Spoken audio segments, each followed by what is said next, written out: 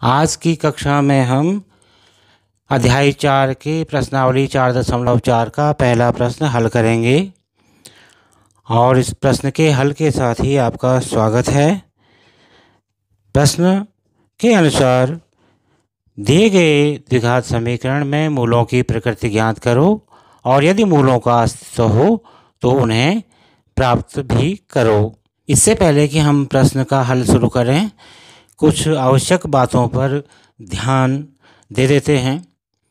द्विघात समीकरण ax का वर्ग धन bx धन c बराबर 0, जहाँ a 0 नहीं है, के मूलों की प्रकृति d विविक्त कर पर निर्भर करती है।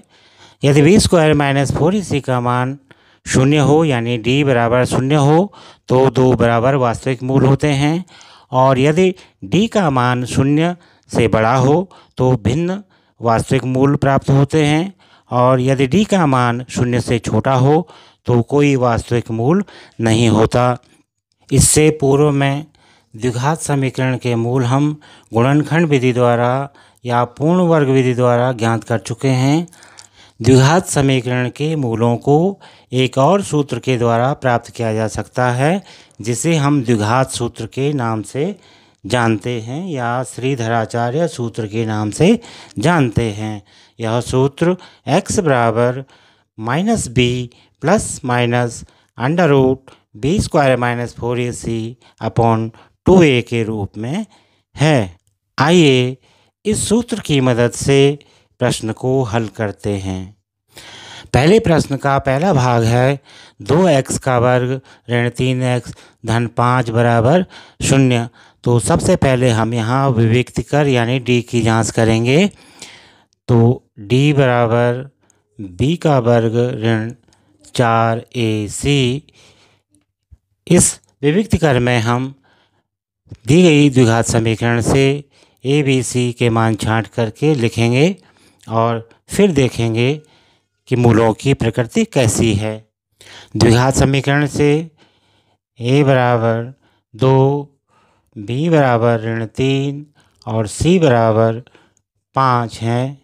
अतः d बराबर b का वर्ग यानी ऋण 3 का वर्ग ऋण 4 गुणा गया a यानी 2 गुणा गया c यानी 5, या ऋण 3 का वर्ग 9 ऋण 4 दूना 8 पंजा 40, या हम इसे लिख सकते हैं ऋण 31।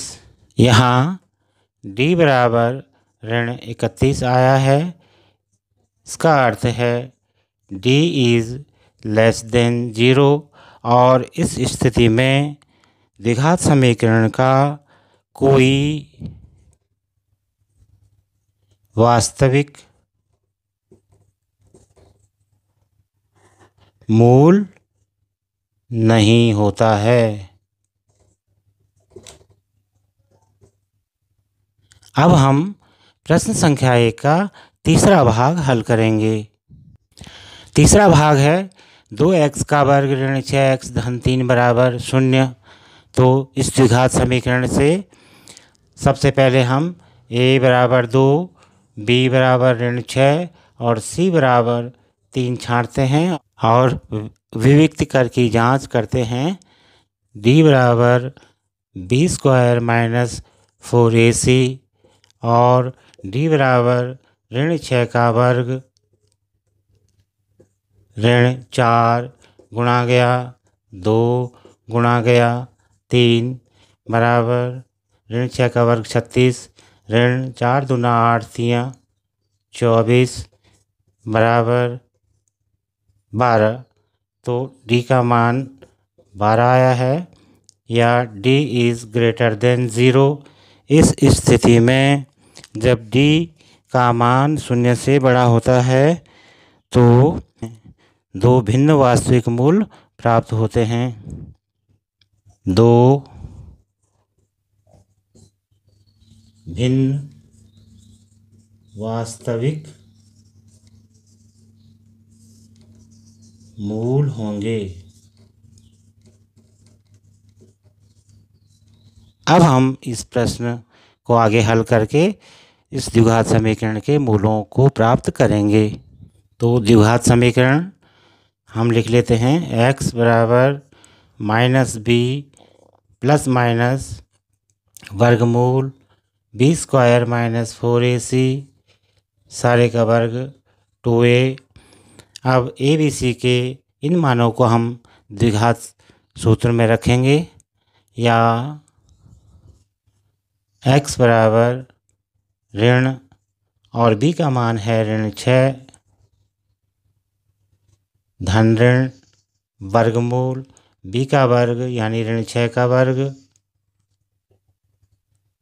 ऋण 4 गुणा गया 2 गुणा गया 3 सारे का वर्ग 2 गुणा गया a का मान यानी 2, या x बराबर -6 ऋण को ऋण से गुणा करेंगे तो धन आएगा, -6 हो जाएगा धन ऋण वर्गमूल 36 ऋण 4 दूना 8 3 24 सारे का बटा 2 दूना 4, या हम इसे लिख सकते हैं 6 प्लस माइनस रूट 12/4। और आगे इसे हम लिख सकते हैं, यहाँ हम वर्गमूल 12 की जगह 12 के खंड करेंगे, 2 छक्का 12 2 3 6, यानी 12 को हम 2 वर्गमूल 3 लिख सकते हैं।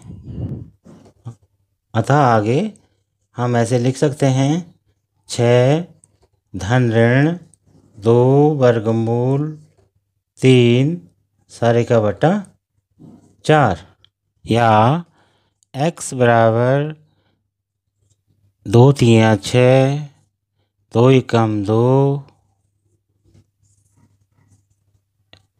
या x बराबर 3 धन ऋण वर्गमूल 3/2 लिखा जा सकता है, क्योंकि हमने 2 से हर और अंश में भाग दे दिया है।